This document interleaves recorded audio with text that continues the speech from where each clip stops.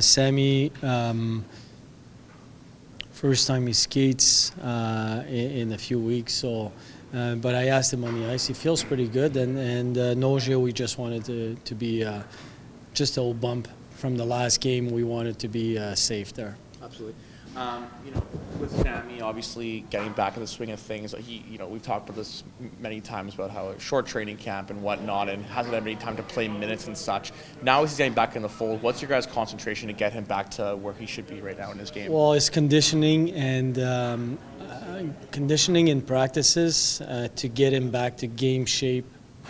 So playing heavy minutes when we play him, for sure. And that's the goal, get him back to where he was at the end of the year last year. So the only way to do it is to give him minutes. With you guys being so close to your NHL affiliate, literally right across the door, and you guys may or may not get, Ville Heinola, who's AHL eligible. Obviously, you kind of talk about him specifically, but just in general, how nice is it to have your affiliate in the NHL city for situations like this when amalgamating? Do you mind speaking just to that? No, and how well, important it's amazing. For different reasons. One of the most important is call ups and call downs, or players being sent down. You're right there in the same city.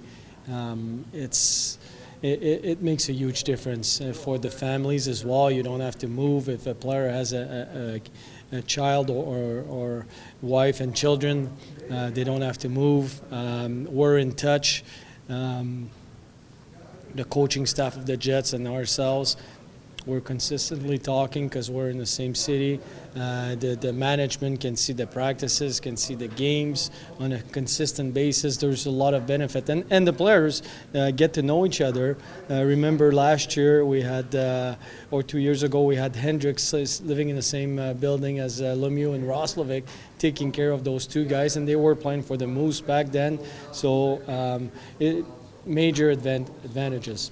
How big is it, though, especially for European, right? So, even any young guy, the adjustment from, let's say, an NHL team to a farther AHL affiliate is big, but when you're a European guy adjusting to a whole different culture, that must be even bigger as well. Yeah, it is big because, and they can speak the same language. That's the one thing. We speak English around here, but when they're alone, they can speak their language. They can, live close to each other.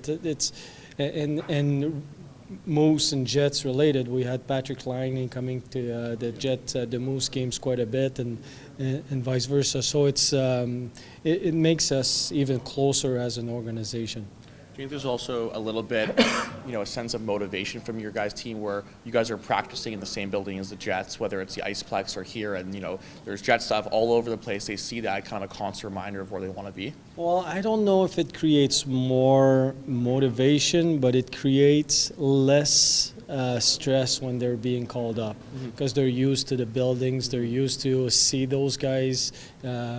Practice rink is the same, so there's not too many physical changes in going from one team to the other. But being able to go see the Jets when they're in town, maybe it creates a little bit of motivation, but I would say it's less stressful. When you were with the Jets as assistant coach, you guys had St. John's to your affiliate for a bit. How much different was it from your perspective being on the bench for a call-up, whether it was in need of an injury or whatnot? It must have been a completely different process. Well, it is, because we remember we needed a player in Los Angeles for a game, and the team was in St. John's. I think the plane went by China to get to Los Angeles. It was that far. It's completely opposite of the country. So just to be in the same city, when we have a call-up, obviously if the Jets is not in the same city, we're going to fly that guy, but it's from here. Sure. And it makes a huge difference, yeah. Logan Shaw got recalled today by the big club. Do you have plans to move CJCs back down the middle, or how exactly do you think that you'll reevaluate that? I just found out a few minutes before practice today, so we'll evaluate the options that we have, but it will probably create that kind of scenario where CJ is back in the middle, yeah.